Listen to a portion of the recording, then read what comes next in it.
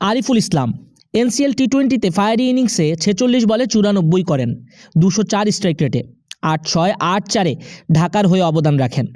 তার ওই ইনিংসে ঢাকা শেষমেশ 38 বছর বয়সী শুভাগতর ব্যাটে চড়ে হারায় সিলেটকে। 206 রানের বিশাল একটা টার্গেট ছিল, শেষ বলে লাগতো 5। তোফাইলের বলে দৃষ্টিনন্দন এক ড্রাইভে ছক্কা হাঁকিয়ে জয় তোলেন অভিজ্ঞ শুভাগত হোম। 18 বলে করেছেন জয়সূচক 31 রান। ব্যাটার আরিফুল ইসলাম নামটা বাংলাদেশ ক্রিকেটে আগে থেকে বেশ সুপরিচিত।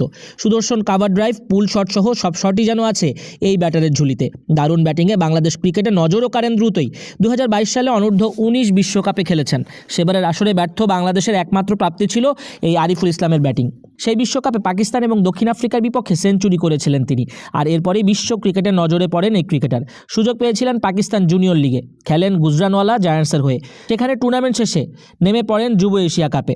যুব এশিয়া কাপে দেশকে জিতিয়েছেন। তৃতীয় রান স্কোরার ছিলেন আরিফুল ইসলাম। তৃতীয় সেরা রান স্কোরার ছিলেন আরিফুল ইসলাম।